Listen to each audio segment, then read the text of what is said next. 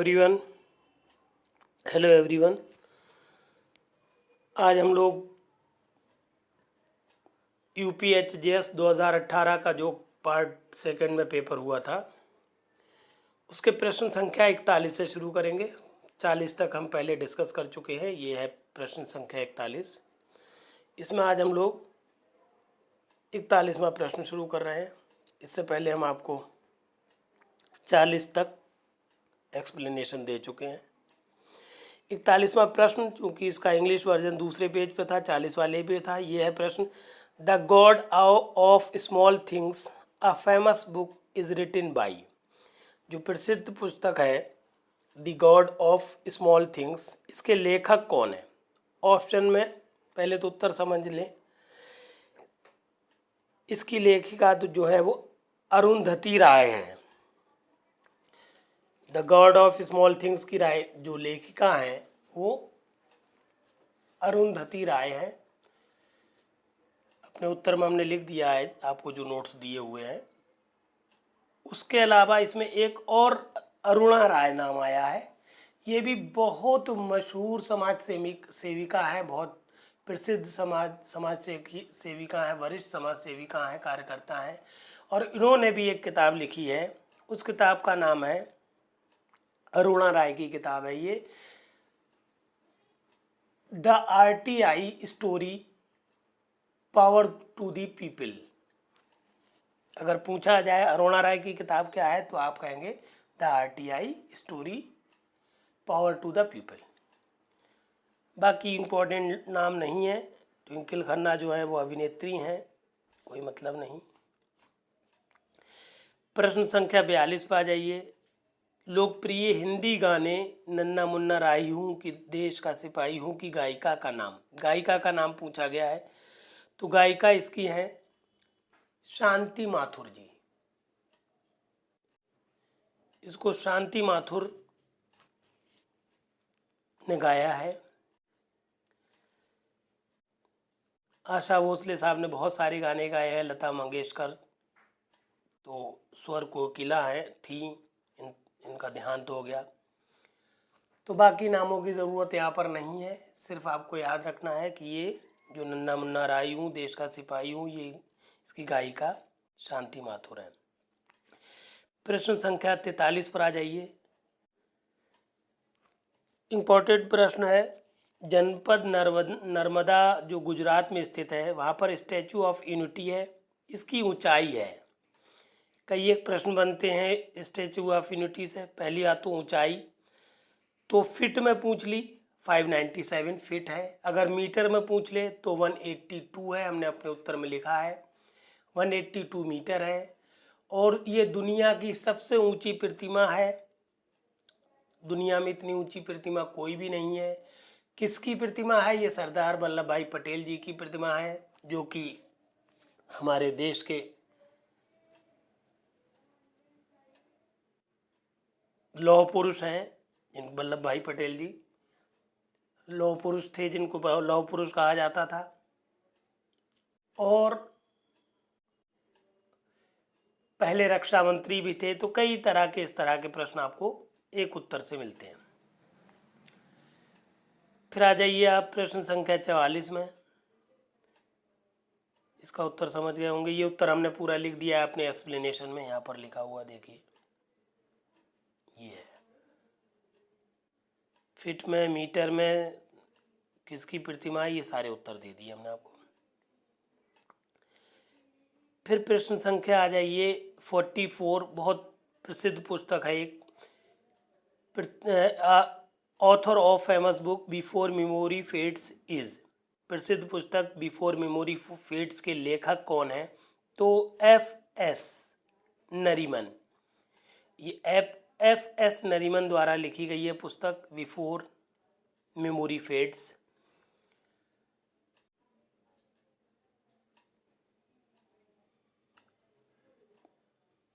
और बहुत ज़्यादा ज़रूरी चीज़ें इसमें नहीं है, इसलिए हम आगे चलें। प्रश्न संख्या 45 देखें। अर्थशास्त्र इज बुक रिटन बाई। अर्थशास्त्र पुस्तक के लेखक सबको पता है, कौटिल्य है। अर्थशास्त्र जो पुस्तक थी वो कौटिल्य ने लिखी थी। आगे बढ़े हम लोग, क्योंकि जीके में का बहुत ब्रॉड सिस्टम है जीएस का, उसको भी आप पढ़ते रहिए। फिर आ जाइए प्रश्न संख्या 47 पर। बहुत इम्पोर्टेंट प्रश्न है, बहुत ही इम्पोर्टेंट जजमेंट से रिलेटेड है। देखें, निम्नलिखित वादों में से किसमें, ये है प्रश्न इंग्लिश में, और in which of the following cases, निम्नलिखित वादों में से किसमें समलैंगिकता का गैर अपराधीकरण करते हुए उच्चतम न्यायालय ने ये व्यवस्था कर दी है कि वयस्कों के मध्य सहमति युक्त लैंगिकृत अपराध नहीं है। तो 2018 में एक बहुत इम्पोर्टेंट केस आया था, शायद सबसे इम्पोर्टेंट केस सुप्रीम कोर्ट ने दिया था, वो था नवतेज सिंह जौहर बनाम भारत संघ। ये केस था नवतेज सिंह जौहर बनाम भारत संघ, और इस केस में सुप्रीम कोर्ट ने बहुत बड़ा उलटफेर किया,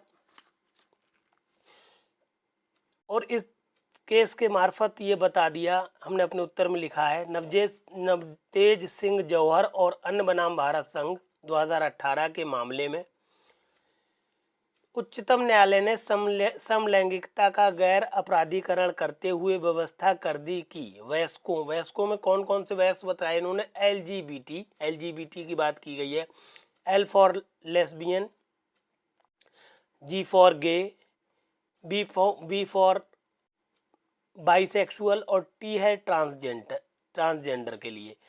एलजीबीटी की बात के मध्य सहमति युक्त लैंगिकृत अपराध नहीं है। पहली बात तो ये कह दिया सुप्रीम कोर्ट ने कि अगर वयस्क लोग हैं और वो आपस में समलैंगिक संबंध बना रहे हैं जो कि एलजीबीटी ग्रुप से रिलेटेड हैं, या तो वो लेस्बियन है या गे हैं या बाइसेक्सुअल है या ट्रांसजेंडर है, तो अगर ये लोग वयस्क हैं और अपनी सहमति से आप लैंगिक संबंध बना रहे हैं तो ये कार्य इनका जो है अपराध की श्रेणी में नहीं आएगा। पहली बात ये क्लियर कर दी बिल्कुल, क्योंकि इससे पहले और इसी में एक और केस आया है, देख रहे हैं आप कि दूसरा केस देखिए, इसमें है सुरेश कुमार कौशल बनाम नाज फाउंडेशन। इसका भी जिक्र हमने इस अपने उत्तर में कर दिया है। इसी निर्णय में उच्चतम न्यायालय ने सुरेश कुमार कौशल बनाम नाज फाउंडेशन 2014 का, ये भी सुप्रीम कोर्ट का ही निर्णय था, इसमें उसने अपने निर्णय को निरस्त किया। कहने का मतलब है जो सुरेश कुमार कौशल बनाम नाज फाउंडेशन ट्रस्ट से संबंधित मामला था, इस मामले में जो समलैंगिकता थी इसको अपराध माना था सुप्रीम कोर्ट ने खुद 2014 में, और ठीक 4 साल बाद 2018 में सुप्रीम कोर्ट ने अपने इसी निर्णय को उलट दिया और कह दिया कि अगर समलैंगिकता जो है वो वयस्क व्यक्तियों के मध्य है और उनकी आपसी सहमति से है, तो और वो अगर एलजीबीटी ग्रुप को बिलोंग करते हैं तो उनके बीच जो लैंगिक संबंध है वो अपराध की श्रेणी में नहीं आएंगे। ठीक, ये केस इंपॉर्टेंट है, दोनों ही केस इंपॉर्टेंट है, नवतेज सिंह जौहर बनाम भारत संघ और सुरेश कुमार कौशल बनाम नाज फाउंडेशन, दोनों की बात हमने बता दी। इसमें एक और प्रश्न इसी से केस से संबंधित है, प्रश्न नंबर 47 है आपके सामने। देखें, उच्चतम न्यायालय द्वारा वैकल्पिक विवाद निस्तारण प्रक्रिया तथा सिविल प्रक्रिया संहिता की धारा 89 से संबंधित विधि घोषित की गई है कि पूछा है कि किस नीचे लिखे हुए किस मामले में उच्चतम न्यायालय ने वैकल्पिक विवाद निस्तारण प्रक्रिया तथा सिविल प्रक्रिया संहिता 89, जो सिविल प्रक्रिया संहिता की धारा 89 है, इसमें भी विवादों के समझौते के बारे में बात हुई है। मध्यस्थम के जरिए जो विवाद के समझौते होते हैं उसकी बात है, जिसमें आपसी सहमति है लोक अदालत है, इन सब के माध्यम से बहुत विस्तृत प्रश्न आता है। CPC 89 हम मेंस में आपको पढ़ाएंगे, ये आपके मेंस के लिए बहुत इंपॉर्टेंट है। CPC धारा 89 ये हम आपको मेंस के लिए पढ़ाएंगे। अभी यहाँ सिर्फ आप ये समझ लें, ये माध्यस्थम के द्वारा आपसी समझौते से संबंधित धारा है, धारा 89, और इसको विधि घोषित किया है। उस केस का नाम समझ लें, किस किस केस में सुप्रीम कोर्ट ने इस 89 धारा को विधि और वैकल्पिक विवाद निस्तारण को विधि घोषित कर दिया। ये केस था एफकॉन इंफ्रास्ट्रक्चर लिमिटेड बनाम Cherian Varkey construction company. Case का नाम आप समझ गए होंगे, एफकॉन इंफ्रास्ट्रक्चर लिमिटेड बनाम चेरियन वर्की कंस्ट्रक्शन कंपनी। इस मामले में सुप्रीम कोर्ट ने वैकल्पिक विधि के निस्तारण की प्रक्रियाएं जो हैं और सिविल प्रक्रिया संहिता की धारा 89 जो है उसको विधि घोषित कर दिया। बाकी केसेस में आप कंफ्यूज ना होइए, और कोई भी केस आप इसमें ध्यान ना रखिए। अपने डिटेल्ड एक्सप्लेनेशन में भी हमने सिर्फ इसी केस की बात लिखी है कि एफकॉन इंफ्रास्ट्रक्चर लिमिटेड बनाम चेरियन वर्की कंस्ट्रक्शन कंपनी के मामले में उच्चतम न्यायालय द्वारा वैकल्पिक विवाद निस्तारण प्रक्रियाओं तथा सिविल प्रक्रिया संहिता की धारा 89 के से संबंधित विधि घोषित कर दी गई है। फिर आ जाइए आप प्रश्न संख्या 48 पर। इंपॉर्टेंट प्रश्न है। 48वां प्रश्न कह रहा है, under order 32 rule 9 of the code of civil procedure a next friend of a minor can be removed. बहुत इंपॉर्टेंट प्रश्न है कि सिविल प्रक्रिया संहिता के आदेश 32 नियम 9 के अंतर्गत एक अवयस्क के वाद मित्र को हटाया जा सकता है। तो किस तरह से आप हटाएंगे वाद मित्र? एग्जैक्टली आपको पता होना चाहिए कि जो माइनर होता है उसके संपत्ति की प्रतिरक्षा के लिए न्यायालय में उसको प्रस्तुत किया जाता है। माइनर की तरफ से वो व्यक्ति वाद मित्र कहलाता है। और पूछा इस प्रश्न में ये गया है कि आप अवयस्क के वाद मित्र को किस आधार पर हटा सकते हैं। ऑप्शन पहला है, यदि वाद के लंबित रहने के दौरान वो भारत के भीतर निवास करना छोड़ देता है। कहने का मतलब है अगर वाद मित्र वाद के दौरान ही भारत से बाहर चला जाए तो। दूसरा ऑप्शन है जहां उसका हित अवयस्क के हित के प्रतिकूल हो जाता है। दूसरे ऑप्शन कह रहे हैं कि अगर वाद मित्र कोई ऐसा काम कर रहा है जो अवयस्क के हितों के प्रतिकूल है, उसको नुकसान पहुंचाने की कोशिश कर रहा है वाद मित्र। तीसरा ऑप्शन है जहां वो अपना कर्तव्य नहीं करता है। तो उत्तर में पहले तो आप ये समझ लें कि ये तीनों ही चौथा ऑप्शन है उपरोक्त में से किसी भी कारण पर। तो सीधी सी बात है, अगर ऊपर लिखे तीनों, पहले तो समझ लें उत्तर नंबर डी सही है, ऑप्शन डी सही है। और सीधी सी बात है, ऊपर लिखी हुई कोई सी भी बात अगर वाद मित्र कर रहा है, चाहे वो भारत से बाहर चला जाए, चाहे कोई ऐसा काम करे जो अवयस्क के हित के प्रतिकूल हो, या वो अपने कर्तव्यों का सही से निर्वाह ना करे, तो क्या किया जा सकता है? आदेश 32 नियम 9 के अनुसार ऐसे वाद मित्र को न्यायालय हटा देगा कि ये व्यक्ति सही नहीं है, इसको हटा देना चाहिए, उसकी जगह दूसरा वाद मित्र नियुक्त किया जाना चाहिए। इस तरह से ये आपका क्वेश्चन नंबर 48 हो गया। एक 49 प्रश्न समझ ले। An agreement is restraint of marriage of any person other than a minor. प्रश्न को समझ रहे हैं? ये सारे हमने देखी आपको प्रश्न संख्या 41, 42, 43 यहाँ से लेकर 50 तक। अभी आपके पास हम लोग को प्रश्न संख्या 48 पर है, पहले हमें 49 में है, उसको समझ लें। ऐसा करार, प्रश्न इंग्लिश में ऊपर हम बता चुके हैं, हिंदी में यह है, ऐसा करार जो अप्राप्त वय से भिन्न किसी व्यक्ति के विवाह के अवरोधार्थ हो,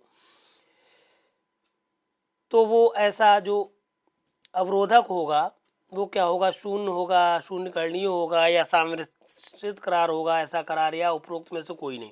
तो पहली बात तो इसका उत्तर समझ लें, शून्य होगा। उत्तर का एक्सप्लेनेशन समझ लें। जो आपका संविदा अधिनियम है उसकी धारा 26 में बिल्कुल साफ साफ कह दिया गया है, यहीं से धारा 26 शुरू होती है कि ऐसा करार जो अप्राप्तव्य से भिन्न किसी व्यक्ति के विवाह के अवरोधार्थ है शून्य होता है। कहने का मतलब आप समझ लीजिए कि कोई ऐसा अवरोधक लगाया जा रहा है विवाह में जो कि अप्राप्तव्य व्यक्ति से भिन्न है। मतलब अगर कोई अप्राप्तव्य माइनर व्यक्ति विवाह करना चाह रहा है तो उसमें तो आप अवरोध लगा सकते हैं, और माइनर अगर व्यक्ति नहीं है, वो मेजर है, वो बालिग है, और ऐसे बालिग व्यक्तियों की विवाह में अगर आप अवरोधक बन रहे हैं, अवरोध लगा रहे हैं, तो ऐसे हर अवरोध को न्यायालय शून्य करार देता है। ऐसे हर अवरोध के संदर्भ में किया गया करार जो कि विवाह को रोकने से संबंधित हो, विवाह को मना करता हो, तो ऐसा हर करार शून्य है, ये कहती है धारा 26 संविदा अधिनियम की। सिर्फ माइनर को, अप्राप्तवय को, अवयस्कों को विवाह करने से रोका जा सकता है, अन्यथा किसी भी हालत में विवाह करने से व्यक्ति को नहीं रोका जा सकता। अगर आप रोकते हैं या रोकने के लिए करार करते हैं तो ऐसा करार शून्य है। एक प्रश्न बहुत आता है, लगभग हर एचजीएस के पेपर में आपको कहीं ना कहीं घुमा फिरा के मिलता है, घटना स्वयं बोलती हैं, या तो इसका लैटिन वर्जन पूछते हैं रेस इप्सा लिक्विटर, इसका मतलब पूछ लेते हैं, या घटना का नाम पूछ लेते हैं, या घटना पूछ लेते हैं किससे संबंधित है। तो ये घटना या इस घटना में किसको फ़ायदा मिलता है, बहुत तमाम तरह से प्रश्न पूछा जाता है, मगर सबका निचोड़ एक ही है कि ये जो रेस इप्सा लिक्विटर है, घटना स्वयं बोलती हैं, ये उपेक्षा से संबंधित है, नेग्लिजेंसी से संबंधित एक सिद्धांत है। इस सिद्धांत पर संबंधित 2022 में हमने एक केस लॉ पढ़ाया है। मेंस जब हम आपको पढ़ाएंगे तो एक केस लॉ देंगे, 2022 में सुप्रीम कोर्ट ने केस दिया है। इसमें एग्जैक्टली ये होता है कि जब आप कोई अपराध कर रहे होते हैं, परिस्थिति जन्य साक्ष्य पर आधारित मामला होता है ये, कोई व्यक्ति कोई अपराध करता है तो कोई ना कोई ऐसे निशान छोड़ देता है, ऐसी चीज़ें छोड़ देता है वहाँ पर अपराध की जगह पर, जिससे ये क्लियर हो जाता है कि घटनाएं स्वयं बोलती हैं।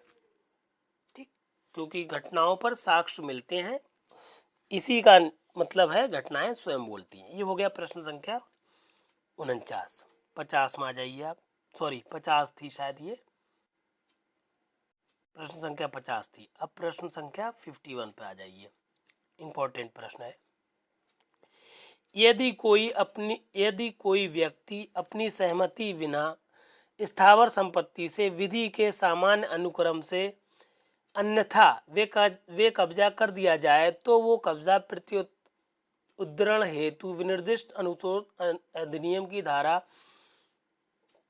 6 के अंतर्गत वाद द्वारा प्रस्तुत कर सकता है। एग्जैक्टली जो आपके SRA स्पेसिफिक रिलीफ एक्ट या विनिर्दिष्ट अनुतोष अधिनियम की धारा 6 है, उससे संबंधित ये प्रश्न है। इसमें इन्होंने पूछा है कि अगर कोई व्यक्ति अपनी सहमति के बिना स्थावर संपत्ति, कई एक चीज़ें हैं, उसकी सहमति ना हो और संपत्ति कैसी हो, स्थावर हो, और विधि के सामान्य अनुक्रम के बिना बेकब्जा कर दिया जाए, ज़बरदस्ती किसी व्यक्ति को उसकी स्थावर संपत्ति से बेकब्जा कर दिया जाए, तो वो अपना कब्जा प्रत्युद्रण को आप इंग्लिश में समझ ले ज़रूर, रिकवरी को कहते हैं। रिकवर कब्जे का तो दोबारा प्राप्त करना, रिकवरी करना। उस रिकवरी के लिए, कब्जा पुनः प्राप्त करने के लिए वो धारा 6 के अंतर्गत कितने समय के भीतर वाद प्रस्तुत कर सकता है, ये बात पूछी गई है। तो ऑप्शन दिए गए हैं, तारीख से 3 माह के भीतर, बेकब्जा किए जाने की तारीख से 6 माह के भीतर, के कब्जा किए जाने से 12 माह के भीतर, बेकब्जा किए जाने की तारीख से 3 वर्ष। तो पहले से उत्तर समझ ले, बेकब्जा किए जाने के 6 मास के अंदर वो वाद ला सकता है संपत्ति को पुनः प्राप्त करने के लिए, रिकवरी के अपना कब्जा प्रत्युद्धार कब्जे की रिकवरी के लिए 6 मास के अंदर वाद ला सकता है न्यायालय के समक्ष, मगर अगर ऐसा काम सरकार ने किया है तो सरकार के विरुद्ध वाद नहीं लाएगा। ये भी बात आप याद रखेंगे। हमने अपने उत्तर में जो एक्सप्लेनेशन दिया है आपको, वहाँ पर हमने लिख दिया है कि विनिर्दिष्ट अनुतोष अधिनियम या स्पेसिफिक रिलीफ एक्ट या SRA की धारा 6 के अनुसार कोई व्यक्ति अपनी, इसको बड़ा कर सकते हैं 6 मंथ, अपनी सहमति के बिना स्थावर संपत्ति से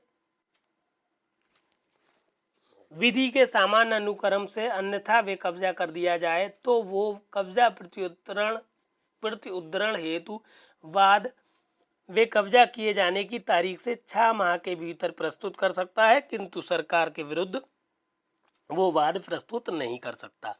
तो उत्तर हो गया 6 महीने के अंतर वो कब्जे की रिकवरी के लिए ये या कब्जा का पुनःअंतरण, कब्जा प्रत्युत्तरण के लिए वाद ला सकता है। प्रश्न संख्या 52 पर आ जाइए। इंपॉर्टेंट प्रश्न है। हिंदू विवाह अधिनियम की धारा 28 के अंतर्गत अपील किए जाने का विहित परिसीमा काल क्या है? The prescribed period of limitation for preferring an appeal under section 28 the Hindu marriage act is 30 दिन, 60 दिन, 90 दिन या 120 दिन। बहुत इंपॉर्टेंट पॉइंट है।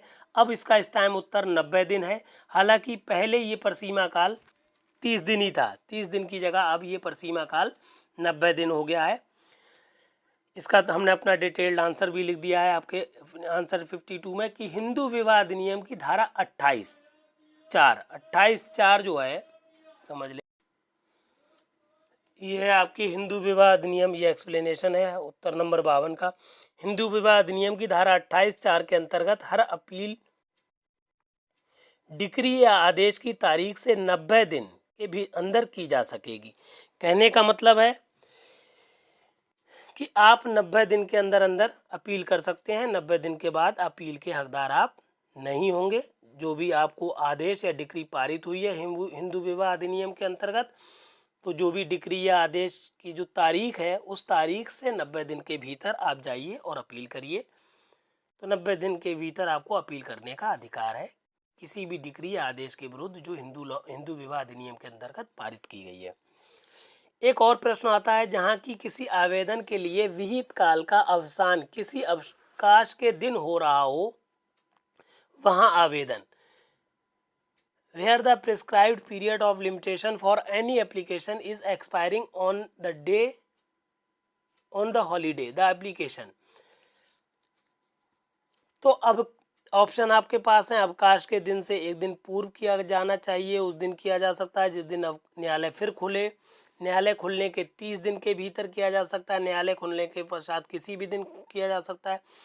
तो कहने का मतलब ये है कि अगर आपको आवेदन करना था और आवेदन का काल आपका उस दिन समाप्त हो रहा था जिस दिन न्यायालय का अवकाश था, मान लीजिए आपका जो परसीमा काल है, जो आवेदन करने का विहित टाइम है आपका 30 तारीख को खत्म हो रहा था और 30 तारीख को इतवार पड़ गया, तो आप किस दिन आवेदन कर सकते हैं? आप अगले दिन अगर वो मंडे को कोर्ट खोल रहा है तो आप मंडे को आवेदन कर दीजिए, ट्यूसडे को खुल रहा है तो ट्यूसडे को आवेदन कर दीजिए। मतलब उस अवसान के बाद जिस दिन भी, तो ऑप्शन बी सही है, उस दिन किया जा सकता है जिस दिन न्यायालय फिर खुले। ठीक, जिस दिन न्यायालय फिर से खुलता है आप उस दिन आवेदन कर दीजिए, आपका आवेदन माना जाएगा। इसका एक्सप्लेनेशन थोड़ा समझ लिए हम। दंड एक्सप्लेनेशन 53 का हमने लिखा है कि दंड प्रक्रिया संहिता की धारा 471 द्वारा 471 तथा परसीमा अधिनियम की धारा 4 के अनुसार जहां की किसी आवेदन के लिए विहित काल का अवसान किसी अवकाश के दिन हो रहा हो, वहां आवेदन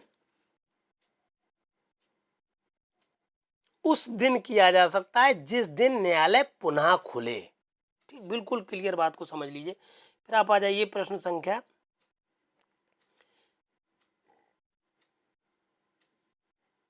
54 पर। इंपॉर्टेंट प्रश्न है ये। इम्पोर्टेंट इसलिए है, अभी हम बताते हैं क्यों। पहले प्रश्न समझ लीजिए। आ ऐसी उपेक्षा के लिए बा पर वाद लाता है जो बा ने उसे युक्तियुक्त रूप से अनुपयोग गाड़ी भाड़े पर देने द्वारा की जिसमें आ को क्षति हुई थी। ये तथ्य कि बा उन गाड़ियों के बारे में जिन्हें वो भाड़े पर देता था अभ्यास उपेक्षावान था। पहले तो बात समझ लीजिए, ए जो है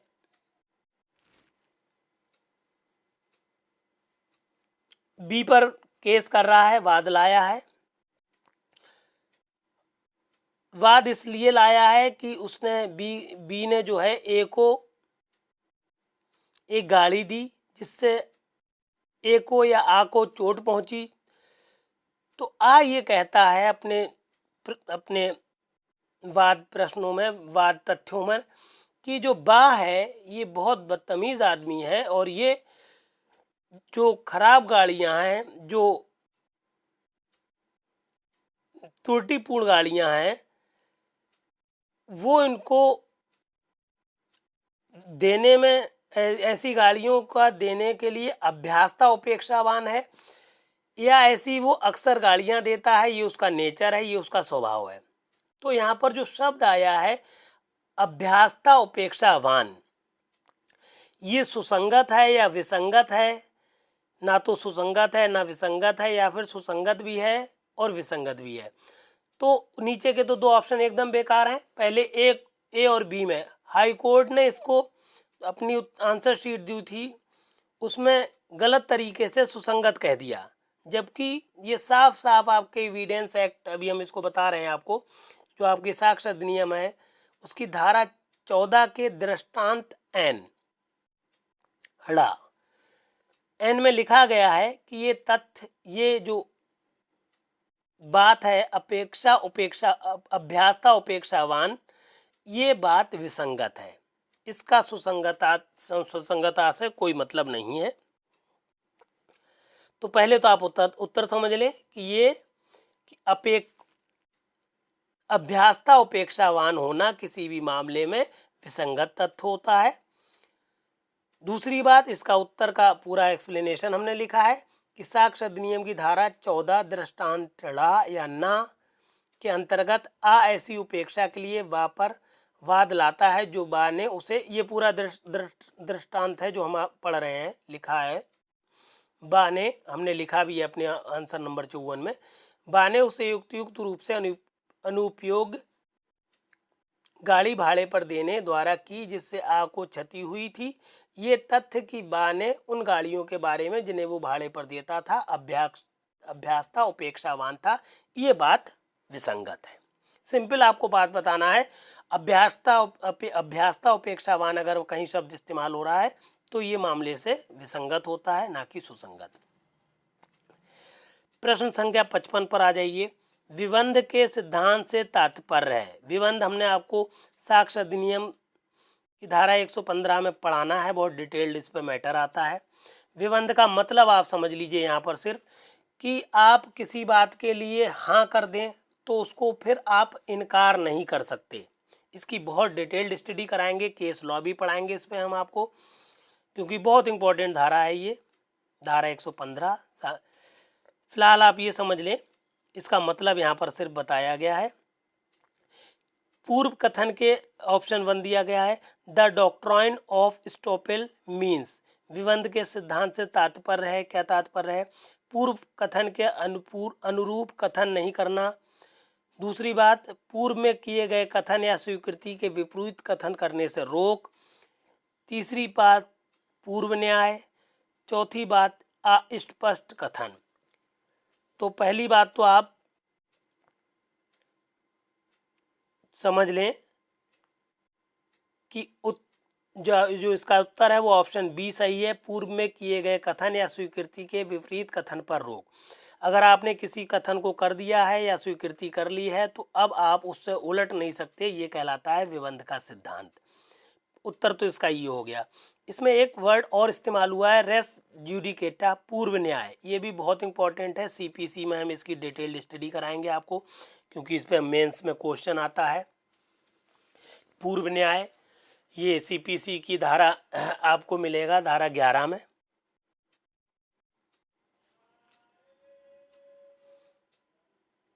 इसके बाद आप आ जाइए विबंध के सिद्धांत से, ये हो गया आपका प्रश्न। फिर आ जाइए प्रश्न संख्या 56 पर।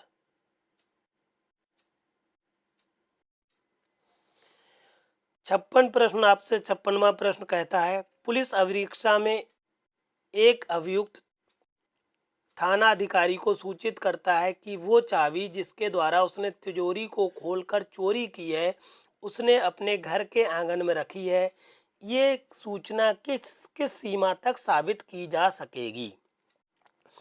जैसा कि हम बता चुके हैं, ये प्रश्न आपको पता होना चाहिए कि किस धारा से संबंधित है। ये प्रश्न साक्ष्य अधिनियम की धारा 27 से संबंधित है।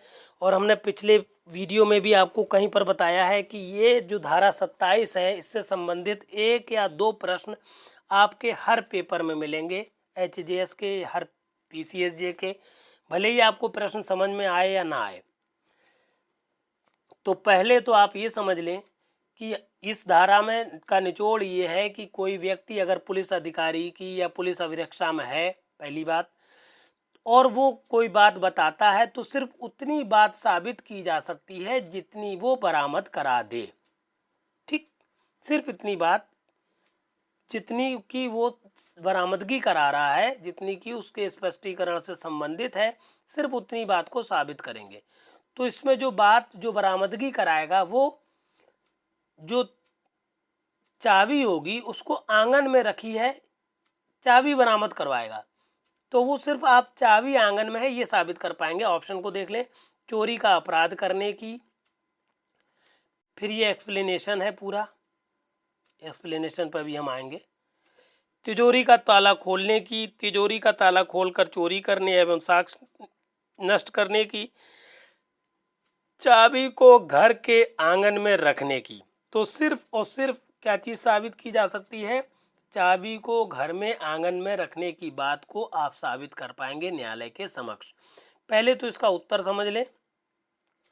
उत्तर जो आपका ये क्वेश्चन नंबर 56 था, साक्ष्य अधिनियम की धारा 27 के अनुसार केवल ये सूचना कि चाबी को घर के आंगन में रखने तक साबित की जा सकेगी। ये तो इसका उत्तर हो गया। अब आप देख रहे होंगे रेड पेन से हमने RR लिख रखा है, हर कई एक प्रश्नों के उत्तरों में R लिखा हुआ है कैपिटल से। ठीक है, इस R का मतलब क्या है? ये रिपीटेड है, R फॉर रिपीटेड। ये क्वेश्चंस अभी हमने सिर्फ आपको एक पेपर पढ़ाया है पूरा 2018 का पार्ट 1। ठीक, उस पार्ट 1 से आप देख रहे होंगे उसके ऑप्शन से डायरेक्टली या इनडायरेक्टली कम से कम 10-12 क्वेश्चन रिपीट कर जाते हैं। अगर आपने ऑप्शंस को अच्छे से पढ़ा है तो एक पेपर अगर अच्छे से आप जैसे कि हम पढ़ा रहे हैं तो एक पेपर अगर आप हमारे साथ सॉल्व कर रहे हैं तो कम से कम आप 10-12 क्वेश्चन अपना जो भी अपकमिंग एग्ज़ाम होगा 2022 का, जो एग्ज़ाम 23 में होगा, उस हमारे एक पेपर को सॉल्व करने से आपको कम से कम 10 से लेकर 12 मार्क्स का लाभ होगा। अगर आप हमारे 10 पेपर को कायदे से, जैसे हम कॉन्सेप्ट से समझा रहे हैं आपको, उस कॉन्सेप्ट को लेकर अगर आप हमारे, चूंकि 10 प्रश्न लास्ट ईयर के सारे हम क्वेश्चन पेपर करा देंगे, 10 होंगे जाके टोटल, तो उन 10 पेपर से आपको 100% पेपर मिलेगा प्री का। कहीं पर ना भटकिएगा, बेहतरीन तैयारी करिए। और प्री के साथ साथ जैसा कि हम बता चुके हैं मेंस की भी तैयारी करा देंगे। बेहतर ये है हमारे इस नंबर पर आप हमसे संपर्क कर लीजिए 9450770672, या हमारे चैनल पर @law classes by Firoz sir पर आप मैसेज कर दें, कमेंट कर दें कि आप हमसे जुड़ना चाहते हैं, किस तरह से जुड़ना चाहते हैं। तो अब बेहतर यही है नंबर पर कांटेक्ट करें। हम एक ग्रुप बना दे रहे हैं, व्हाट्सएप ग्रुप, जिस पे हम आप लोगों के डायरेक्ट कांटेक्ट में होंगे, आप लोगों का नंबर जोड़ेंगे उसमें, और प्री के साथ ही साथ मेंस की भी तैयारी करा देंगे, पूरी तैयारी करा देंगे। आप प्री के साथ साथ, चूँकि एक्सप्लेनेशन हम प्री का दे ही रहे हैं, प्री के साथ साथ जो डिटेल्ड स्टडी हम बीच बीच में बोलते हैं कि मेंस में कराएंगे, तो मेंस के भी नोट्स देते चले जाएंगे, जिससे प्री और मेन दोनों आपके एक साथ तैयार हो जाएं, आप पहले ही अटेम्प्ट में सेलेक्ट हो जाएं। बेहतर ये है आप हमारे नंबर पर कांटेक्ट करें। और चूंकि ये कंप्लीट मैटर है, इसमें हम कोई भी पॉइंट नहीं छोड़ रहे हैं। जिस तरह की चीज़ें आती हैं HJS में, PCSJ में, उन सबको एक्सप्लेन कर दे रहे हैं। APO के भी अगर आप एस्पायरेंट हैं या जे के भी हैं तब भी आप इन सारे प्रश्नों को देखें, क्योंकि APO PCSJ इन सब में डायरेक्ट प्रश्न आते हैं जो HJS में हाई कोर्ट ने पूछे हुए होते हैं। फिलहाल ये मैटर कंप्लीट है, इसलिए आप सारे साथियों को शेयर करें और प्लीज़ हमारे इस चैनल को सब्सक्राइब ज़रूर करें। आप चैनल को सब्सक्राइब नहीं कर रहे हैं, चैनल सब्सक्राइब कर लें जिससे आपको नोटिफिकेशन प्राप्त हो। और कोई मदद चाहिए हो तो आप हमारे नंबर पर हमसे कांटेक्ट करें। कहने का मतलब हो गया, प्रश्न संख्या आपने 57 भी डिस्कस कर ली। अब आप आ जाइए प्रश्न संख्या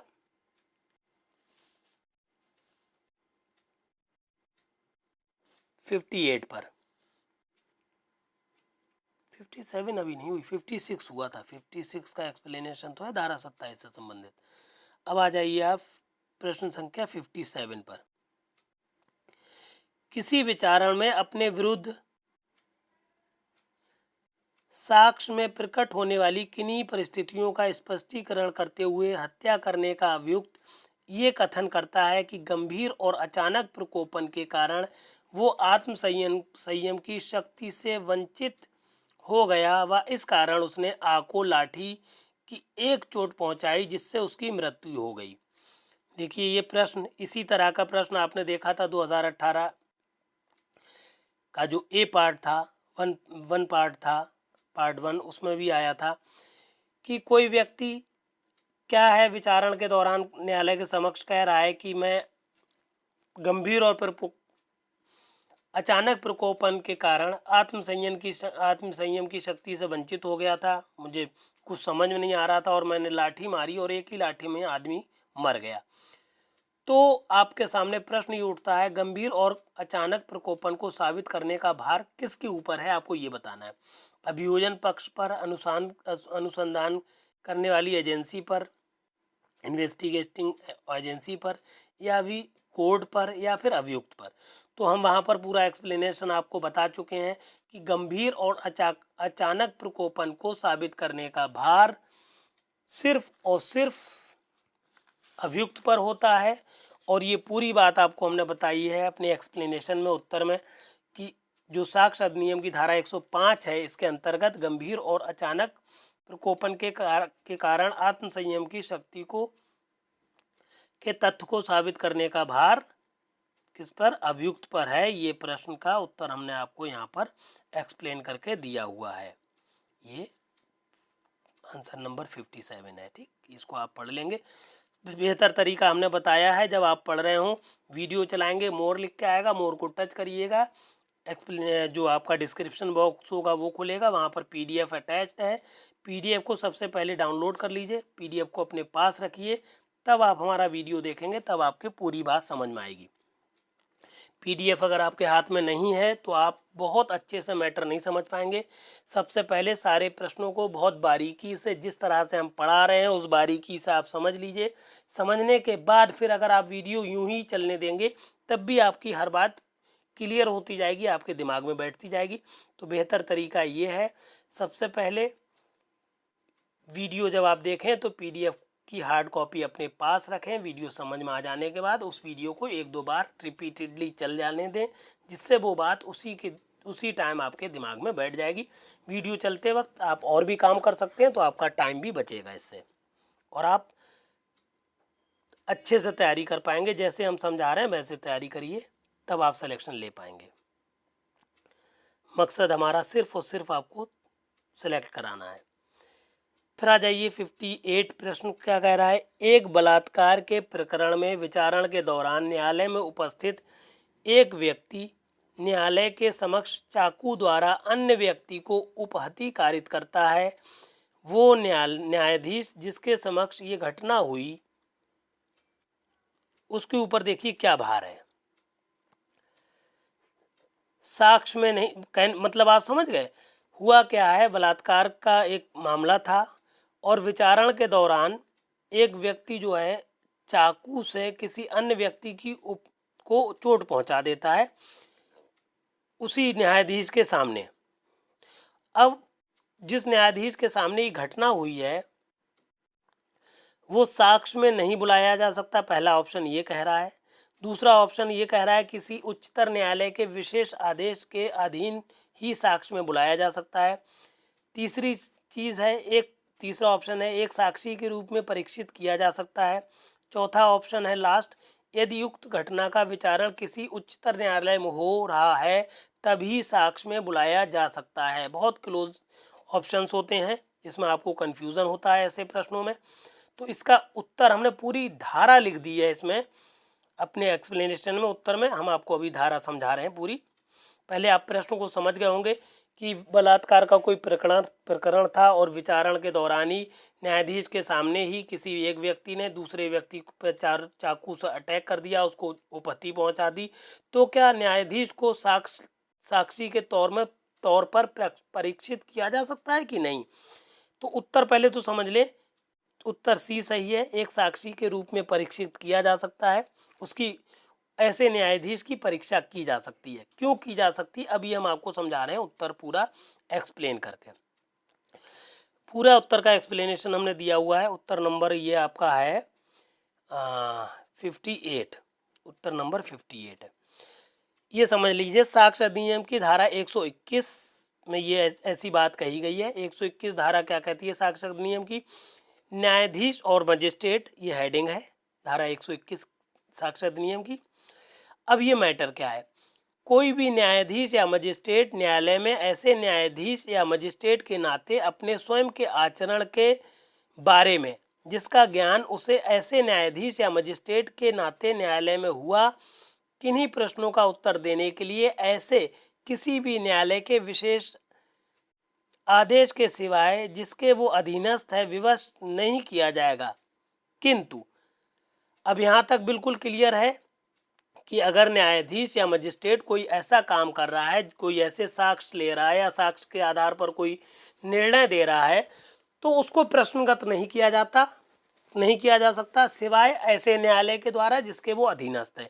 किसी भी बात पर उसकी परीक्षा नहीं की जाएगी, उसके न्यायालय के उसके निर्णय के आधारों पर कोई आक्षेप नहीं लगाया जाएगा, उसे किसी भी तरह से प्रश्नगत नहीं किया जाएगा।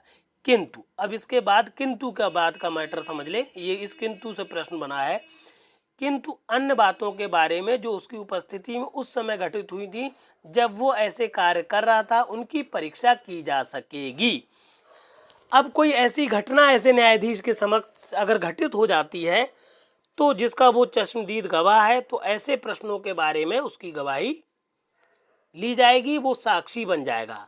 अब वो मजिस्ट्रेट भी एक साक्षी की तरह काम करेगा, वो साक्ष्य देने के लिए विवश किया जा सकेगा कि आपने अपने सामने क्या देखा। ठीक, इस प्रश्न को 2-3 तरीके से पूछा जाता है। पहले धारा के बारे में पूछा जाता है कि अगर कोई निर्णय दे रहा है, कोई साक्ष्य ले रहा है तो क्या उसकी परीक्षा की जा सकती है? तो तब तक नहीं की जा सकती जब तक कि उससे ऊपर वाला न्यायालय जिसके वो अधीनस्थ है वो ऐसे कारणों को बताने के लिए विवश ना करे, तब तक उसको विवश नहीं किया जा सकता। मगर जो घटनाएं उसके सामने घटित हुई उनको उनका साक्ष्य देने के लिए उसको साक्षी के रूप में बुलाया जा सकता है। अब आ जाइए आप प्रश्न संख्या 58 हो गई आपकी, है ना। 59 पे आ जाइए आप। ऑलमोस्ट आप लास्ट पे चल रहे हैं, क्लाइमैक्स पे चल रहे हैं।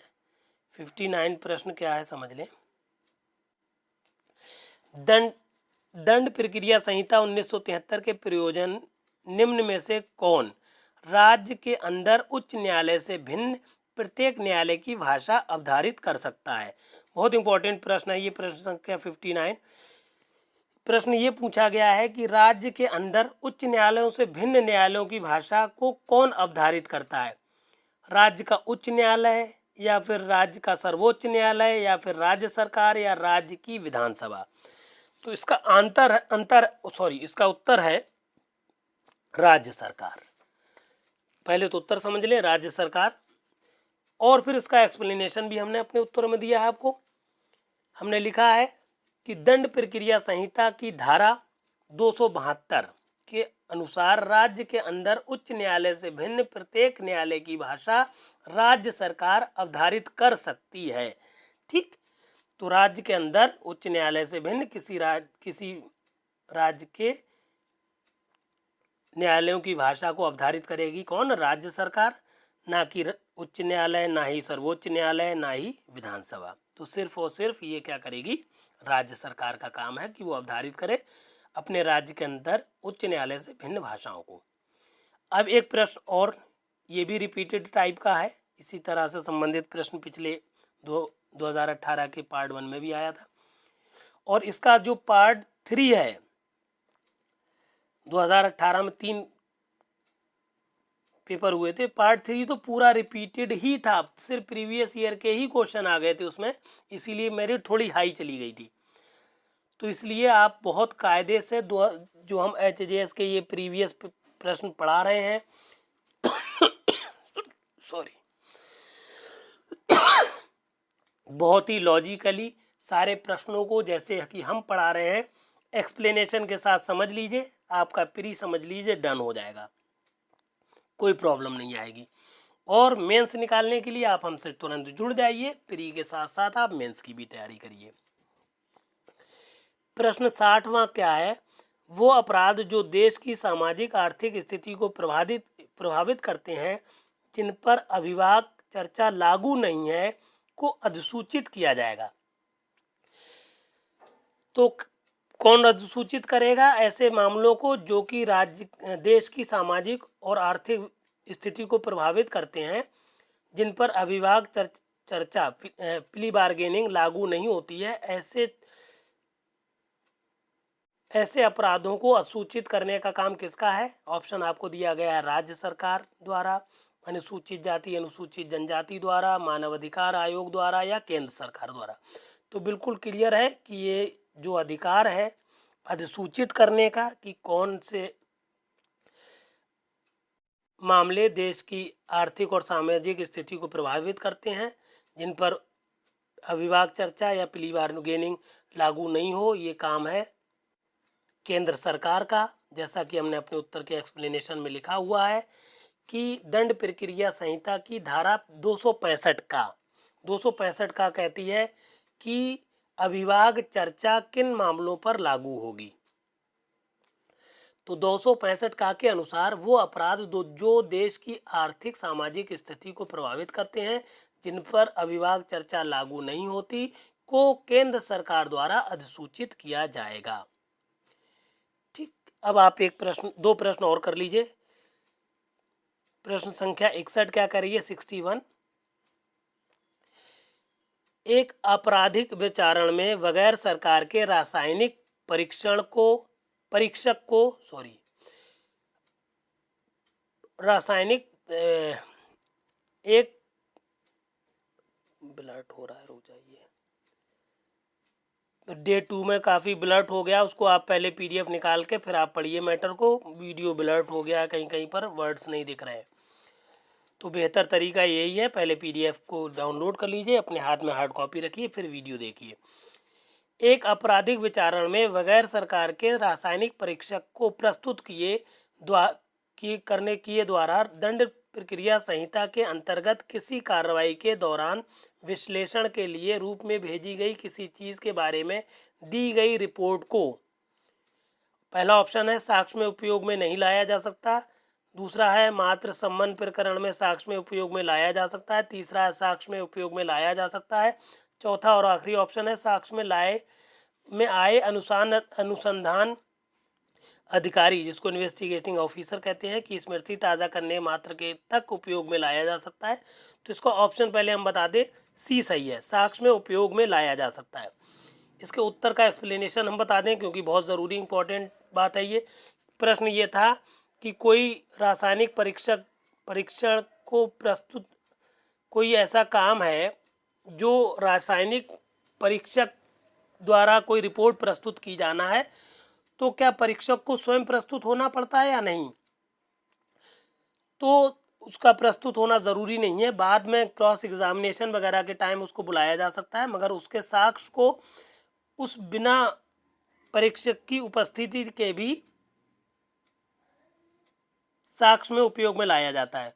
उत्तर का एक्सप्लेनेशन समझ लीजिए आप। प्रश्न ये है आपके सामने, इसका उत्तर ये है कि एक आपराधिक विचारण में बगैर सरकार के रासायनिक परीक्षक को प्रस्तुत किए उसके द्वारा दंड प्रक्रिया, ये हमने उत्तर आपको दिया हुआ है, दंड प्रक्रिया संहिता की धारा 293 के अधीन किसी कार्रवाई के दौरान विश्लेषण के लिए सम्यक रूप से भेजी गई किसी चीज के बारे में दी गई रिपोर्ट का साक्ष्य के रूप में उपयोग किया जा सकता है या उपयोग में लाया जा सकता है। मतलब बिना परीक्षक के प्रस्तुत हुए भी जो उसकी रिपोर्ट है वो साक्ष्य में इस्तेमाल होगी, इसमें कोई संदेह नहीं है। ये कह रही है दंड प्रक्रिया संहिता की धारा 293।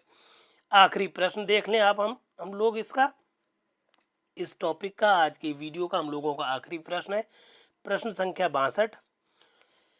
क्या कह रही है ये प्रश्न? ऐसे मामलों में जिनका विचारण सेशन न्यायालय या मुख्य न्यायिक मजिस्ट्रेट द्वारा किया गया है, यथास्थिति न्यायालय या मजिस्ट्रेट अपने निष्कर्ष और दंडादेश की यदि कोई हो प्रति अग्रेसित करेगा।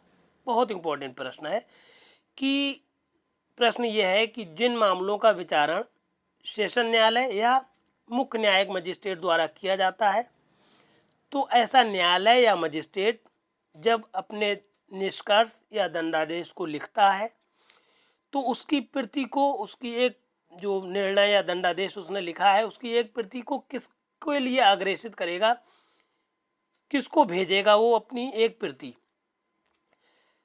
ऑप्शन ए में है उस पुलिस अधीक्षक को जिसके क्षेत्र के में संबद्ध अपराध कारित किया गया हो। दूसरा ऑप्शन है उस पुलिस थाने को जिसके संबद्ध अपराध से अनुसंधान किया गया हो, जहाँ से इन्वेस्टिगेशन किया गया हो।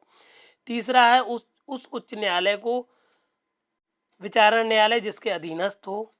और आखिरी ऑप्शन है आपके पास उस जिला मजिस्ट्रेट को जिसकी स्थानीय अधिकारिता के भीतर विचारण किया गया हो। इंग्लिश में भी लिख दिया है the district magistrate within whose legal jurisdiction the trial is held. तो बिल्कुल सही बात है, ऑप्शन डी सही है, जो कि अगले पेज पे था इसलिए हमने यहाँ लिख दिया कि अगर कोई सेशन न्यायालय या मुख्य न्यायिक मजिस्ट्रेट किसी ऐसे मामले का विचारण करे और उस पर निष्कर्ष और दंडादेश दे तो उसकी एक प्रति, जो दंडादेश या निष्कर्ष उसने अवलिखित किया है, उसकी एक प्रति को उस जिला के जिला मजिस्ट्रेट को जिसकी स्थानीय अधिकारिता के अंतर्गत विचारण किया गया हो, ऐसे जिला मजिस्ट्रेट के पास उस निष्कर्ष या दंडादेश की एक प्रति को भेज देगा। ठीक, इस तरह से ये पूरा हम लोगों का आज का ये कंप्लीट हो गया टॉपिक। यहाँ पर हमने जहाँ पर अपने हैंड रिटन नोट्स देते हैं वहाँ पर हमने अपना नंबर दिया है 9450770672। इस नंबर पर आप संपर्क कर लीजिए, क्योंकि आपका हम चाहते हैं कि प्री के साथ साथ मेंस भी तैयार हो जाए। मेंस की एक प्लेलिस्ट, पूरा एक हम ग्रुप बना देंगे जिसमें ऑनलाइन हम आपको मैटर प्रोवाइड करेंगे। अगर ऑफलाइन भी पढ़ना चाहते हैं तो ऑफलाइन भी क्लास हम चलाते हैं, आप ऑफलाइन भी पढ़ सकते हैं। लखनऊ में हैं तो ऑफलाइन क्लास भी चला रहे हैं। अगर आप ऑफलाइन पढ़ने के इच्छुक हैं तो ऑफलाइन पढ़ सकते हैं। ऑनलाइन अगर आपको मैटर चाहिए तो ऑनलाइन हम आपको इस नंबर पर उपलब्ध होते हैं, आप हमसे संपर्क करिए, हम पूरी बात आपको बता देंगे। या फिर direct @ of law classes of by Firoz sir आप डालिए यूट्यूब पर, आप हम तक डायरेक्ट पहुंच जाएंगे।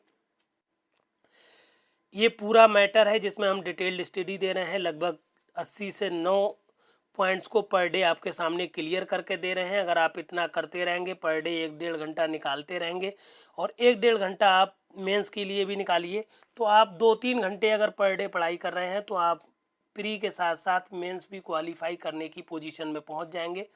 तो बेहतर यही है कि आप हमारे संपर्क में आइए, हम हमारे नंबर जो हमने दिया हुआ है उस नंबर पर संपर्क करिए। और सबसे मेन बात, इस मैटर को अपने सारे साथियों को शेयर कर दीजिए, ये क्योंकि ये कंप्लीट मैटर है जिसमें प्री के साथ साथ आप थोड़ा बहुत मेंस की भी गाइडलाइन पा रहे हैं। तो सारे साथियों को ये मैटर भेज दीजिए जो HGS के इंटरेस्टेड हैं, जो HGS देने के लिए इंटरेस्टेड हों या HGS में अपीयर होने के इच्छुक हों या एलिजिबल हों, लोगों की ये मैटर भेज दीजिए। और प्लीज़ हमारे इस चैनल को सब्सक्राइब को ज़रूर कर लीजिए। Thank you for watching this.